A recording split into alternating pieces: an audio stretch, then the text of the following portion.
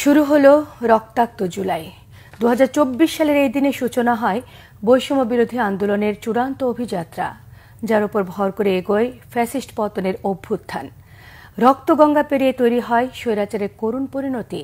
এক মাসের বেশি সময় ধরে চলা রক্তাক্ত এই আন্দোলনের চূড়ান্ত পরিণতি ঘটে ফ্যাসিবাদের পতনের মাধ্যমে। গৌরবময় এই আন্দোলনের সেই গৌরব কতটুকু অক্ষুণ্ণ রাখতে পেরেছেন বিপ্লবীরা?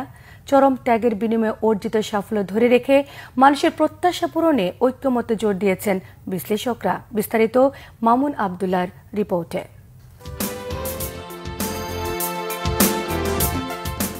স্বাধীনতা পরবর্তীতে দেশে বেশ কয়েকবার মাথাচাড়া দেয় স্বৈরাচার। সব স্বৈরাচারের রেকর্ড ভেঙে দেয় শেখ হাসিনার টানা প্রায় 16 বছরের অপশাসন। বিরোধী মতকে নিশ্চিহ্ন করাই ছিল যে ফ্যাসিস্টের মূলমন্ত্র। এ সময় ফ্যাসিস্ট বিতাড়িত করতে ব্যক্তি পর্যায়ে অভিনব আন্দোলন ছিল দৃশ্যমান, অভাব ছিল সম্মিলিত আন্দোলনের। অবশেষে সেই তৃষ্ণা মেটে 1 জুলাই। কোটা সংস্কারের লক্ষ্যে 4 দফা দাবিতে বৈষম্য বিরোধী ছাত্র আন্দোলনের ব্যানারে শুরু হয় শিক্ষার্থীদের লাগাতার কর্মসূচি। 2 থেকে 6 জুলাই দেশে ছড়িয়ে পড়ে বিক্ষোভ, মানববন্ধন, অবরোধ সহ দ্রোহের আগুন। আসে বাংলা ব্লকেডের মতো কর্মসূচি। এই কর্মসূচিতে শিক্ষার্থীদের উপর হামলা করে ছাত্রলীগ ও পুলিশের পেটোয়া বাহিনী। 14 জুলাই আন্দোলনরত শিক্ষার্থীরা রাষ্ট্রপতি বরাবর স্মারকলিপি দেয়। এদিনই তখনকার প্রধানমন্ত্রী শেখ হাসিনা আন্দোলনকারীদের রাজাকারের নাতিপুতি নামে তাচ্ছিল্য করেন। তাতে আন্দোলনের আগুনে ঘি ঢালার অবস্থা হয়। তার মানে কি মুক্তিযুদ্ধের সন্তান নাতিপুতিরা কেউ মেধাবী না? যত রাজাকারের বাচ্চারা নাতিপুতি হলো মেধাবী, তাই না?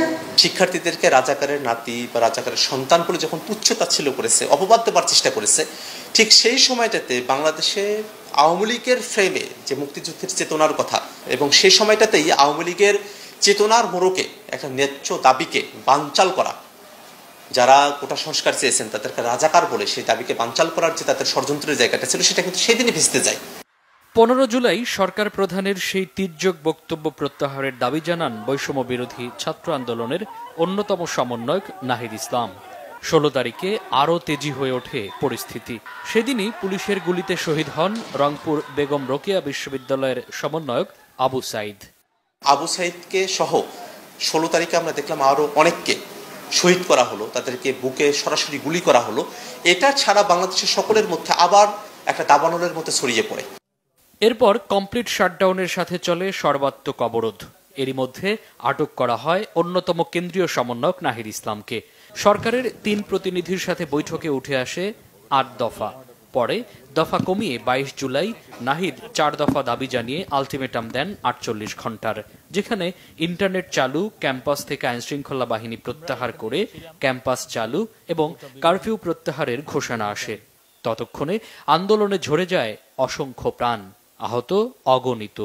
তাদের তালিকা তৈরি ও হামলায় জড়িতদের চিহ্নিত করার দাবি ওঠে 25 জুলাই। 26 জুলাই নাহিদ ইসলাম সহ 3 সমন্বয়ককে রাজধানীর গণস্বাস্থ্য নগর হাসপাতাল থেকে তুলে নিয়ে যায় সাদা পোশাকধারীরা। 27 তারিখে আরও 2 সমন্বয়ককে হেফাজতে নেয় ডিবি। 28 তারিখ রাতে তাদেরকে জাতির সামনে হাজির করে সংবাদ সম্মেলন নাটক মঞ্চস্থ করা হয়। এরই মধ্যে সারা দেশের দেয়াল ছেয়ে যায় আন্দোলনের গ্রাফিতিতে। হত্যা, গণগ্রেফতার, হামলা, মামলা ও গুমের প্রতিবাদে 31 জুলাই সারা দেশে পালন হয় মার্চ ফর জাস্টিস। 1 আগস্ট ছেড়ে দেওয়া হয় গোয়েন্দা হেফাজতে থাকা 6 সমন্বয়ককে। 2 আগস্ট শুক্রবার সারা দেশে চলে প্রার্থনা ও ছাত্র জনতার গণমিছিল। 3 তারিখে কেন্দ্রীয় শহীদ মিনারে লাখো জনতার জমায়েত। সেখান থেকেই আসে অসহযোগ আন্দোলনের রূপরেখা। সেদিনই বৈষম্য বিরোধী আন্দোলনের ব্যানারে ঘোষণা আসে সরকার পতনের 1 দফা আন্দোলনের।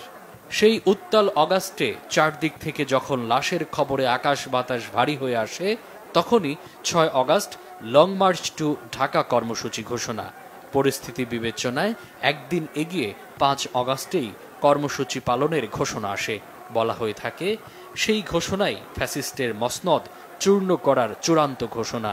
যে ডাকে রাত থেকেই কারফিউ ভেঙে ঢাকার দিকে ছোটে জনতার ঢেউ। সেদিন যেন ভোরের আলো ফুটতেও বিলম্ব হচ্ছিল।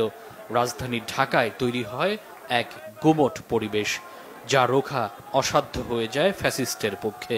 এরই মধ্যে খবর ছড়িয়ে পড়ে সকল দাম্ভিকতার অবসান ঘটিয়ে নিজের জীবন বাঁচাতে ছোট বোন রেহানাকে নিয়ে প্রতিবেশী দেশে শেখ হাসিনার পালিয়ে যাওয়ার খবর।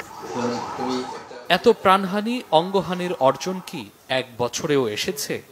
আমাদের যে কাঙ্ক্ষিত বা জনপ্রত্যাশার যেটা, সেটা কিন্তু এখনো অর্জন হয়নি। ভবিষ্যতে যারা বাংলাদেশের কর্ণধার হবেন, একটা নির্বাচনের মাধ্যমে সরকার পরিচালনার দায়িত্ব লাভ করবেন, আমি মনে করি তাদের এখান থেকে শিক্ষা নেওয়ার দরকার আছে। বিশ্লেষকদের এক কথা, আন্দোলনের সুফল পেতে চাইলে দরকার নিঃশর্ত জাতীয় ঐক্য। মামুন আব্দুল্লাহ, বাংলা ভিশন, ঢাকা।